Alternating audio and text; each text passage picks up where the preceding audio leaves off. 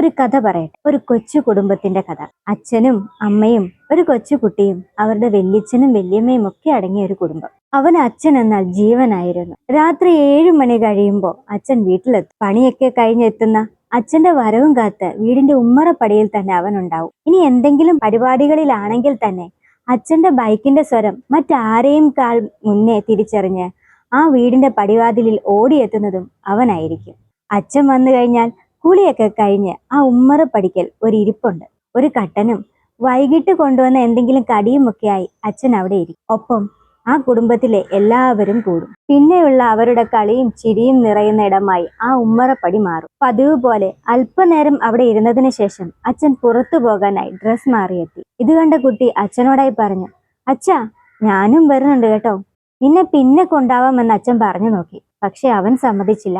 അച്ഛൻ പതിയെ ബൈക്കിന്റെ അടുത്തേക്ക് നീങ്ങി. പ്രതീക്ഷയോടെ അച്ഛനൊപ്പം ആ കുഞ്ഞും അവിടെ എത്തി. അച്ഛൻ ബൈക്ക് സ്റ്റാർട്ടാക്കി കുഞ്ഞിനോടായി പറഞ്ഞു, കുഞ്ഞാ, അച്ഛന് വല്ലാതെ ദാഹിക്കുന്നു, കുറച്ച് വെള്ളം കൊണ്ടു തരാവോ? ഉടനെ അവൻ സ്റ്റെപ്പിന് മുകളിൽ നിന്ന അമ്മയോടായി പറഞ്ഞു, അമ്മേ, അച്ഛന് വെള്ളം വേണമെന്ന്. അച്ഛൻ അവനോട് പറഞ്ഞു, നിന്നോടല്ലേ ഞാൻ പറഞ്ഞത്, പോയി ഓടിക്കൊണ്ടുവാടാ കുട്ടാ.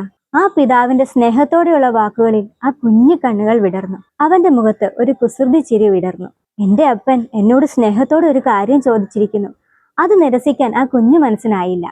അവൻ സ്റ്റെപ്പുകൾ ഓടിക്കയറാൻ തുടങ്ങി.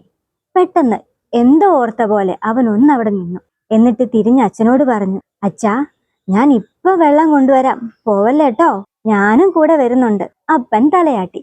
ആ അപ്പനെ വിശ്വസിച്ച കുഞ്ഞ് അമ്മയെ കൂട്ടി അടുക്കളയിലേക്ക് നടന്നു. പോണ വഴി അമ്മ അപ്പനോട് കൈകൊണ്ട് ആംഗ്യം കാട്ടി.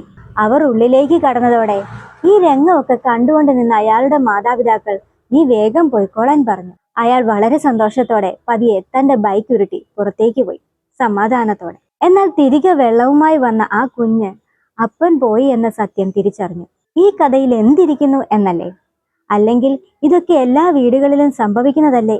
ന്യായങ്ങൾ പലതും ഉണ്ടാവും നമ്മൾ മുതിർന്നവരുടെ കയ്യിൽ. പക്ഷേ ആ കുഞ്ഞിന്റെ മാനസികാവസ്ഥ എപ്പോഴെങ്കിലും നമ്മൾ ആലോചിച്ചിട്ടുണ്ടോ? താൻ ഏറെ സ്നേഹിച്ച അപ്പൻ തന്നെ പറ്റിച്ചിരിക്കുന്നു. അപ്പൻ മാത്രമല്ല, ആ കുടുംബം മൊത്തവും കൂടി അവനെ പറ്റിച്ചിരിക്കുന്നു. അവന്റെ ഉള്ളം നൊന്തു. ഒരു പക്ഷേ ഈ ഒരു പ്രവൃത്തിയിലൂടെ ആ കുഞ്ഞിന്റെ മനസ്സിൽ നിന്ന് സ്നേഹനിധിയായ ഒരു അപ്പന്റെ പ്രതിബിംബം ഇറങ്ങിപ്പോവുകയാണ്. കുഞ്ഞുങ്ങളെ വളർത്തുന്നതിനിടയിൽ നമ്മൾ അറിഞ്ഞോ അറിയാതെയോ ചെയ്യുന്ന ഇത്തരത്തിലുള്ള അനേകം കാട്ടിക്കൂട്ടലുകളുണ്ട്. ഇതൊന്നും കുഞ്ഞുങ്ങൾക്ക് മനസ്സിലാകില്ല എന്നാണ് നാം കരുതുന്നത്. എന്നാൽ അതൊക്കെ വെറുതെയാണ് കേട്ടോ.